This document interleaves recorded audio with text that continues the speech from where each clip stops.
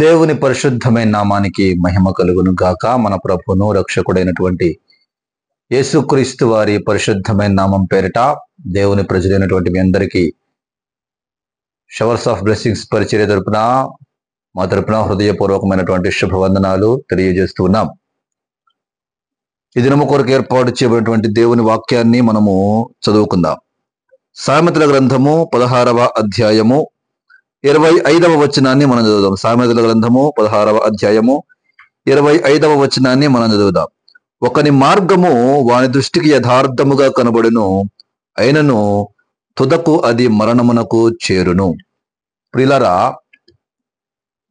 జ్ఞాని అయినటువంటి సొలొమోను గారు అంటూ ఉన్నారు, ఒకని మార్గము అతని దృష్టికట యథార్థముగానే కనబడుతుందంట. నేను ప్రవర్తించే ప్రవర్తన, నా మార్గం, నేను వెళ్ళే మార్గం నా దృష్టికి యథార్థముగా కనబడుతుంది. మీరు వెళ్ళే మార్గం, మీరు ప్రవర్తించే ప్రవర్తన, మీ యొక్క మీరు చేసే సమస్తమైన పనులు మీ దృష్టిలో మీకు యథార్థంగా కనబడవచ్చు, నా దృష్టిలో నేను చేసే యథార్థంగా కనబడవచ్చు. కానీ మన మార్గాలు మనల్ని ఎక్కడికి తీసుకెళ్తాయని జ్ఞాని అంటారంటే నరకానికి, మరణానికి తీసుకొని వెళ్తాయి అంట. మరణానికి తీసుకొని వెళ్తాయి. మన మార్గము మన దృష్టికి యథార్థముగా కనబడటం కాదండి, దేవుని దృష్టిలో యథార్థముగా ఉండాలి. మనము దేవుడు మనల్ని చూచి, అవును ఈ వ్యక్తి యథార్థముగా ప్రవర్తిస్తూ ఉన్నాడు, ఈ వ్యక్తి నీతిగా ప్రవర్తిస్తూ ఉన్నాడు, ఈ వ్యక్తి వాక్యానుసారంగా ప్రవర్తిస్తూ ఉన్నాడు, ఈ వ్యక్తి నాకు ఇష్టడుగా ప్రవర్తిస్తూ ఉన్నాడని దేవుడు అనుకోవాలి. మనం అనుకోకూడదు. మన దృష్టిలో మనం చేసే నీతి అంతా కూడా చింపిరి గొడ్డలట. మన నీతి దేనికి పనికి వస్తుందండి? మనం నీతిమంతులు అనుకోకూడదు, మనం యథార్థవంతులు అనుకోకూడదు, మనం జ్ఞానవంతులు అనుకోకూడదు, మనం పరిశుద్ధులు అనుకోకూడదు. మనము దేవుడు మనల్ని చూచి ఆయన మన గురించి సాక్ష్యం ఇవ్వాలి. దేవునికి స్తోత్రము కలుగును గాక. హల్లెలూయా, హల్లెలూయా. దేవుడు మనల్ని చూసి సాక్ష్యం ఇవ్వాలండి, మనల్ని చూసి సాక్ష్యం ఇవ్వాలి. యోబు గురించి దేవుడు సాక్ష్యం ఇస్తూ ఉన్నాడు. యోబు యథార్థవంతుడు, నీతిమంతుడు. యోబు వంటి భక్తుడు ఆ కాలంలోని భూమి మీదే ఎవరు లేరని దేవుడు సాక్ష్యం ఇస్తూ ఉన్నాడు. యోబు చెప్పుకోవాలండి, నీతిమంతుడిని, యథార్థవంతుడిని, నా ప్రవర్తన యథార్థమైందని యోబు చెప్పుకోవాలి. అక్కడ మనం ఎప్పుడు కూడా మనం ప్రవర్తించే ప్రవర్తన యథార్థమైంది అనుకోకూడదు. మనం ఎప్పటికీ మనం సరి చేసుకుంటూ ఉండాలండి. దేవుని వెలుగులో, దేవుని వాక్యపు వెలుగులో మనల్ని మనం ఎప్పుడు మన మార్గాలను, మన ప్రవర్తనను, మన చూపులను, మన నడవడికను, మన తలంపులను, మన ప్రవర్తన అంతటి కూడా దేవుని వాక్యపు వెలుగులో మనము సరి చేసుకుంటూ వెళ్ళాలి. దేవునికి స్తోత్రం. హల్లెలూయా, హల్లెలూయా. చాలా మంది అనుకుంటారు, చాలా మంది నలుగురు పోవడంగానే, అబ్బా నిజమే కావాలని, నిజమే కదా, నేను యథార్థవంతుని కాబట్టే కదా నన్ను పొగుడుతా ఉన్నారు, నేను యథార్థవంతుని కాబట్టే కదా నన్ను పొగుడుతా ఉన్నారు, నేను నీతివంతుని కాబట్టే కదా నన్ను పొగుడుతా ఉన్నారని మనుషులు పొగిడిన పొగడ్తలకు పొంగిపోదు తమను తాము యథార్థవంతులు, తమను తాము నీతివంతులు అనుకుంటారు. మనుషుల పొగడ్తలు కాదు. చాలా మంది మనుషులకు ఇష్టమైనట్టు బ్రతకటానికి ప్రయత్నం చేస్తూ ఉంటారు. వాళ్ళకి ఇష్టం వచ్చినట్టు బ్రతకాలి అని వాళ్ళకి ఇష్టం వచ్చినట్టుగా బ్రతకటానికి ప్రయత్నం చేస్తూ ఉంటారు. మనకు నచ్చినట్లుగానో, మనుషులకు నచ్చినట్లుగానో ప్రవర్తించడం కాదండి, దేవునికి నచ్చినట్లుగా ప్రవర్తించాలి.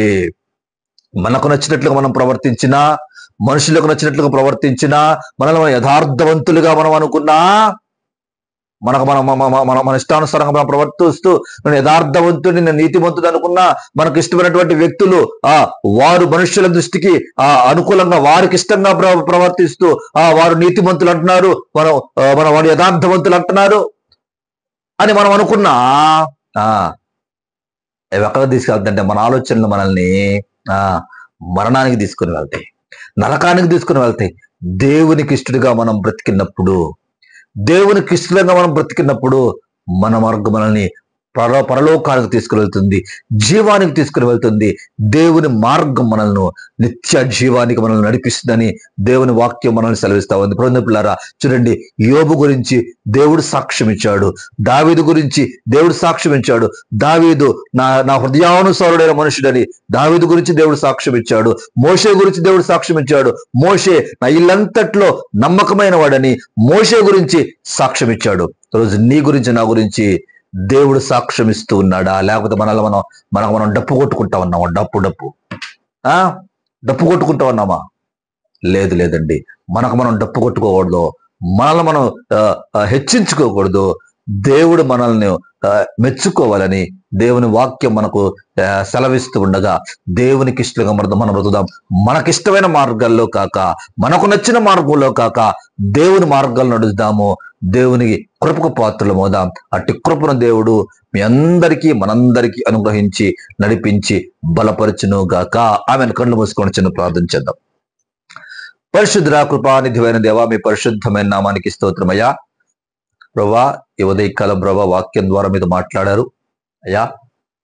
ఒకని మార్గము వాని దృష్టికి యథార్థముగా కనబడును, తుదకు అది మరణమునకు నడిపించును అని మీరు మాతో మాట్లాడారు ప్రభా. అవును ప్రభా, మా ప్రవర్తన, మా మార్గాలు మా దృష్టి యథార్థమైనవైనా మీ దృష్టిలో ఎలా ఉండయోనైనా అయ్యా పరీక్షించుకొని మీకిష్టముగా, మాకిష్టముగా కాక మీకిష్టముగా, మీ దృష్టికి యథార్థముగా మేము ప్రవర్తిస్తూ ప్రభా జీవానికి నడిచే వారిగా ఉన్నట్లుగా మీరు సహాయం చేయండి. ఇత్తబడిన వాక్యాన్ని బిడ్డలందరి అంతరంగాలు మీరు ముద్రించండి. వాక్యానుసారంగా జీవించే కృపను ప్రభా బిడ్డలకు మీరు అనుగ్రహించండి.